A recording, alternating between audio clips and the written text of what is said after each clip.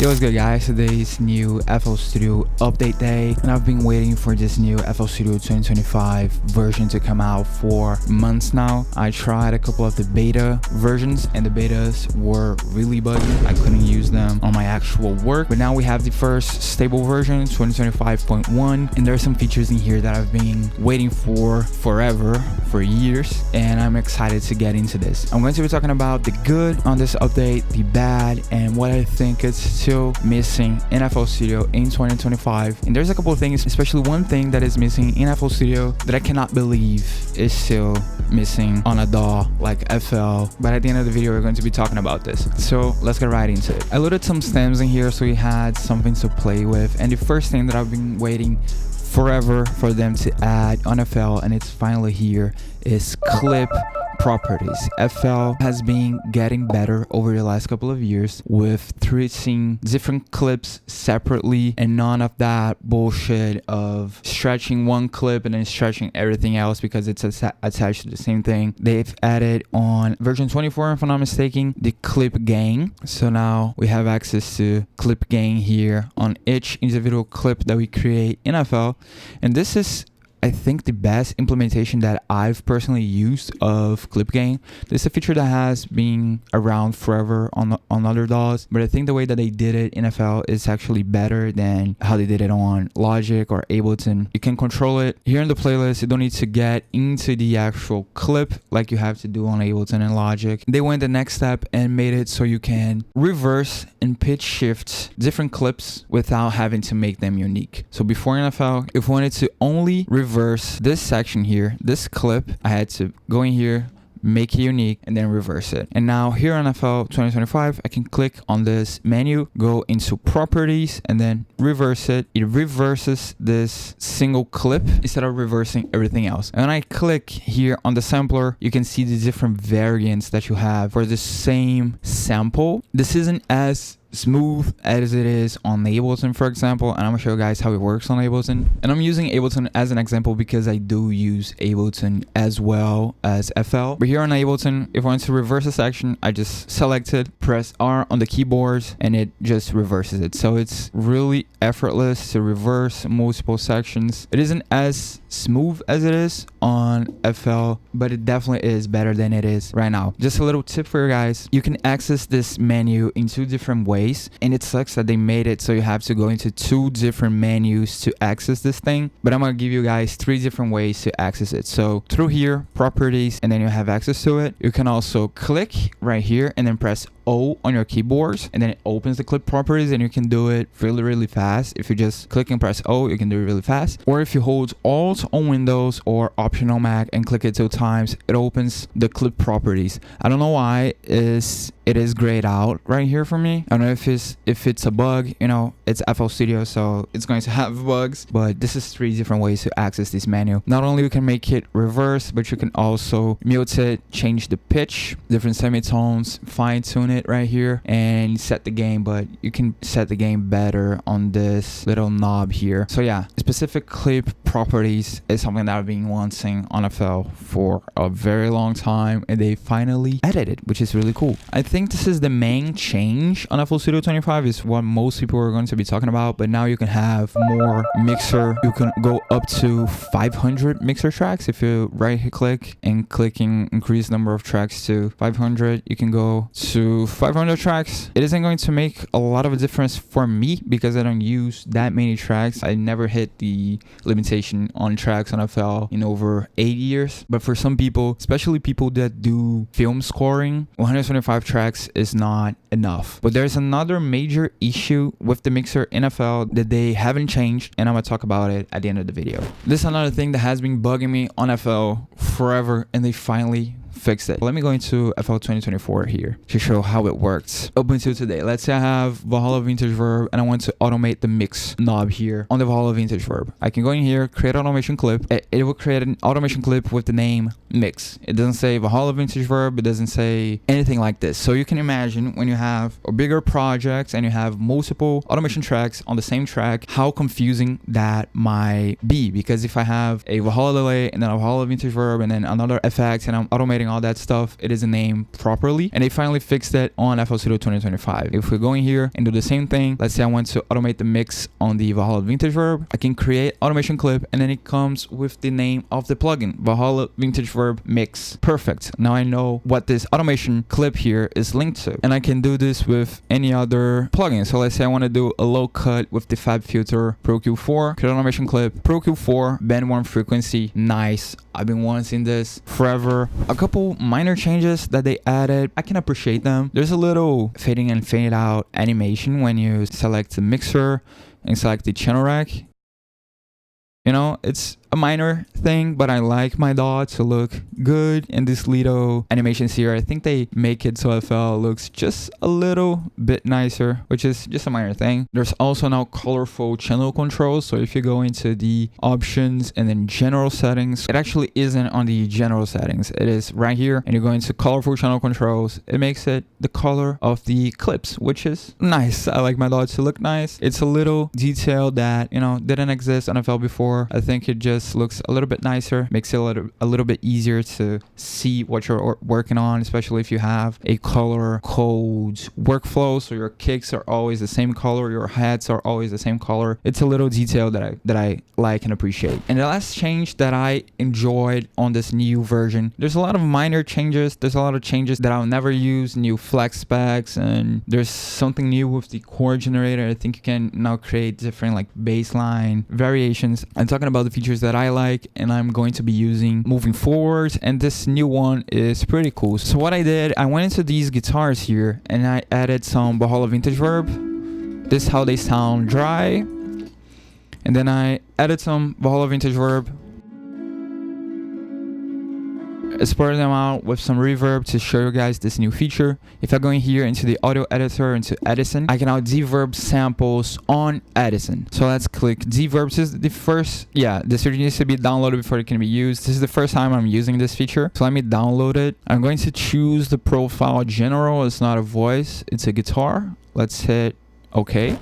Okay, it just finished and this took way longer than I was expecting. I ain't gonna lie. I'm gonna put in the editing how much time this took, but it wasn't fast. And just for some reference, I have a MacBook M3 Pro with 18 gigs of RAM, and I imagine that the time this is going to take will change depending on your computer and configuration. But this took, I don't know, like a couple minutes to finish, and it's not a big sample that I'm working with, so keep that in mind. Let's see how this Deverb worked. So this is the original, but before we continue, I need to talk to you guys about outofIdeas.co, my music library. The website just went through a complete redesign, built from the ground up. It's everything new and updated, and it looks so good. And if you guys want my recommendation, I will for sure check out the Showgirls sample pack. It's a collection of 10 original R&B compositions inspired by Paul Verhoeven's iconic film Showgirls. You can know more in the first link in the description, as well as watch a full preview of all the 10 compositions that you get with it.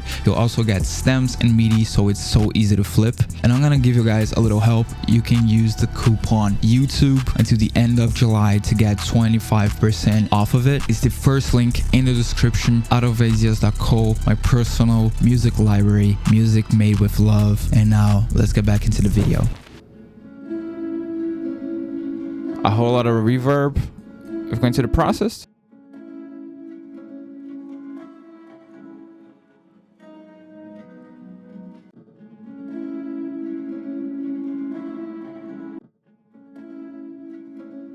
Yeah. I don't know. So this is the dry.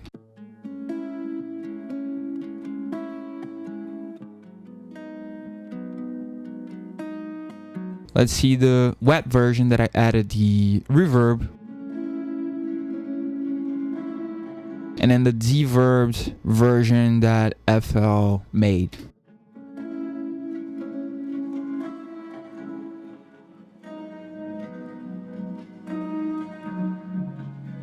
Yeah, I don't know. You guys tell me. You guys tell me if the result was good or not. I don't know. I need to try it with some vocals to see if it works better with vocals, but I wasn't hugely impressed by this one. I'm gonna be honest. There's something that I missed when talking about the clip properties that I need to talk about, because this can actually be a little bit of a game changer. So now that every clip is treated differently, it unlocks a workflow that has existed before but was really clunky, and now I think it's the best way to do it. So what I'm talking about, so let's say I want to quantize a guitar. If I do it on Ableton, for example, I can grab the guitar here, I can go into warp, let's say complex, and then I can grab each transient, and this guitar is already quantized because I did it when I was making this sample, but I can grab each transient and put it exactly where I want it to. And I've been wanting this on FL forever, and now with each clip being treated differently, it unlocks this workflow. So let's say I want to quantize this thing here. If you don't know, if you hold shift on FL in the intersection between two clips and you move it, it goes green, and then you can stretch each clip keeping that intersection. I don't know if there's a better way to explain it, but you can see visually what I mean here, which is basically what's happening on that transient thing here on Ableton. It's the same thing basically that's happening, right? Now with FL, each clip being treated differently, I theoretically would be able to do this, yeah, and then let's say I want to cut it right here and make this middle clip longer. I can hold shift and then select it, then I can do this. Perfect. So this little workflow here to me is a game changer. Okay, now to the things that I don't like about this new FL Studio update. There's only two things that I don't really enjoy about this update, which is this new loop starter. What it does is that it creates a starting idea on a genre that I can choose, and it gives me something to start with. So let's say EDM, this is what we generated, and let's see how it sounds. For what I could understand, this is just pulling sounds from FL Cloud, which is FL Studio's Splice competitor kind of thing. And I can click right here to change. I can change the genre. The reason why I don't like this thing, and I guess it can be useful for some people if you're starting out, I think this might be useful in some way. I just don't like stuff that makes music for me. I feel like this will just spit out the most generic loop on this specific genre. As a tool, it's fine. I think it just doesn't align with my philosophy of making music. So I was not fond of seeing this loop starter feature here. I can see something like this being useful if, let's say, I have a drum loop going on and I want to try different percussion loops on top of it. And let's say I click this button and then it pulls some percussion loops from FL Clouds that will sync to the project automatically. So I can keep, let's say, pressing this button and then the percussion loops keep changing, so I can have like different grooves or stuff like that. But I don't think I'll ever use this to start any idea ever, and I just think making the music is the coolest part, you know. I don't want a button to do it for me. And the other feature that I don't like on this new FL Studio update, I don't even know how to get to it, is the Gopher. So basically FL has ChatGPT built into it. They say it's trained on the manual, which could be a cool thing because I'm always checking the manual. I'm manual diving a ton, and having a chatbot that pulls information from the menu could be useful, but I don't see myself using an AI chatbot inside of my DAW. But the thing that really rubs me the wrong way about how they marketed Gopher, or this FL GPT, I'm going to call it FL GPT, on the FL Studio 2025 What's New video that they release with each new update, there's a part in there that they use this thing to generate lyrics for them.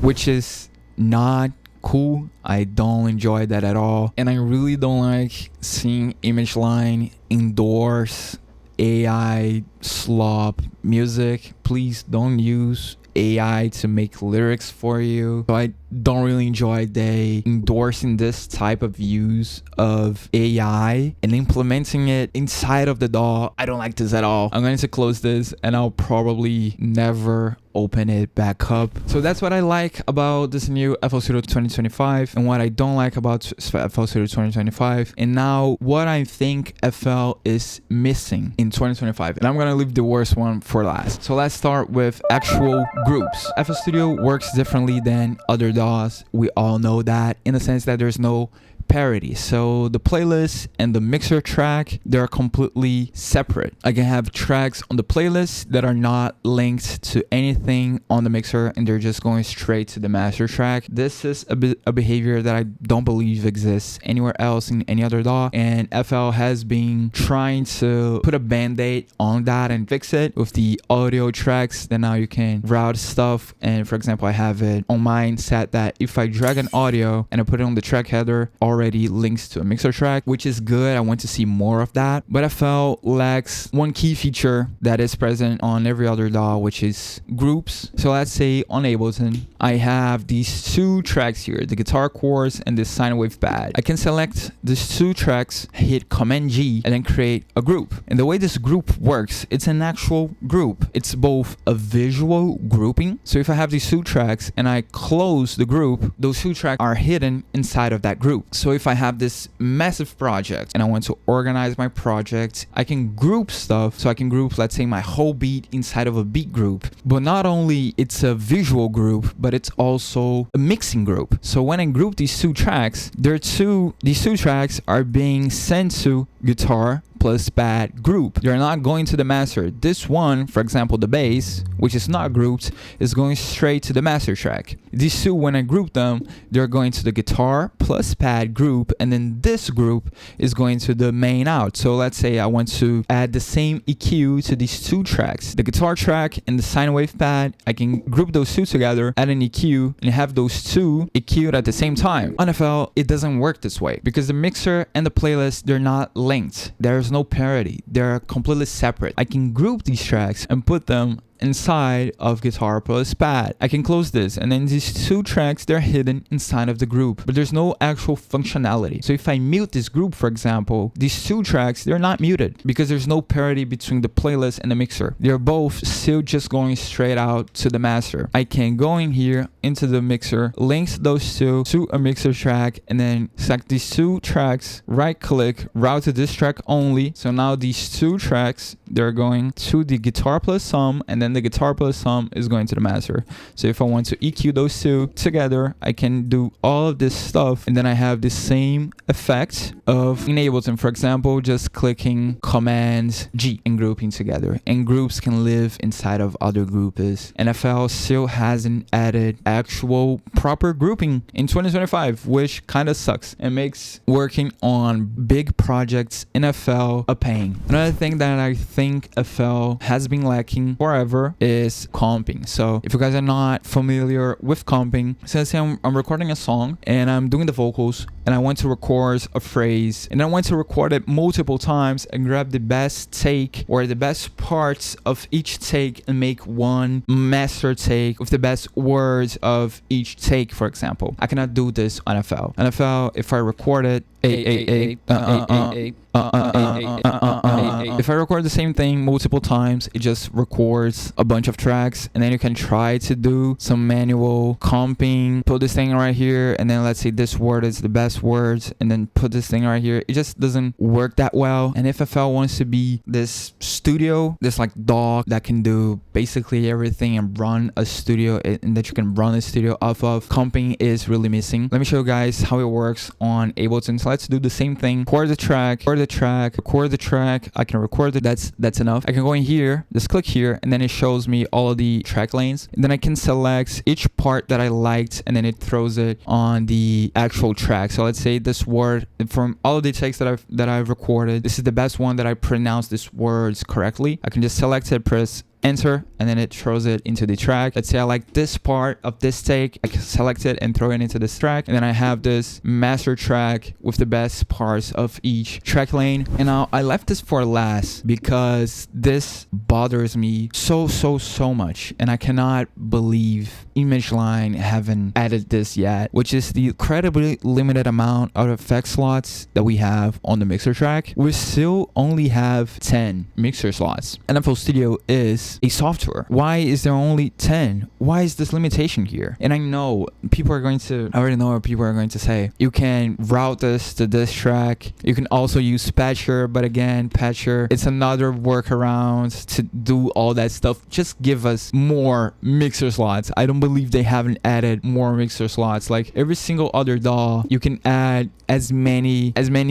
effects you want. You know, I can add, how many effects is that? It's so many. Like I don't know. I can do all of this. I can group these together and then duplicate all of this. Like let's say I want to add 50 EQs to my track. Why would I not be able to add 50 EQs to my track? If I want to do it, just let me do it. And they still have this limitation of only 10 effect slots. This really bugs me about FL, and I all the time hitting this limitation. I need to kind of strategize of how I'm going to organize the effects, and I might do like more EQ movements inside of a single EQ, because I know if I use 2 EQs, I'm taking like 20% of all of my effect slots. Just give us unlimited effect slots, please. FL Studio 2025 overall, it's a great addition, and the best thing about ImageLine and FL Studio, the ImageLine gives us lifetime free updates, which is so commendable. Not many companies do that anymore. In a world that we're seeing more and more companies go into the subscription route, giving lifetime free updates is insane. Owning an FL license, I feel like I actually own FL Studio. I'll use FL Studio forever because I'll have it forever. I don't need to renew my license. I don't need to worry about maybe years down the line charging more and more for new updates. I'll always have the latest version of FL forever. So lifetime free updates, that's great. If you use FL, have a private version, buy it. So this is the video. I hope you enjoyed it. If you like this video, please leave a like and subscribe. Also leave a comment. Do you agree with my takes here? Is there something that is still missing on FL Studio that you really want and they haven't added? Leave it in the comments. Follow me on Instagram, and yeah, I'll see you guys on the next video. Peace.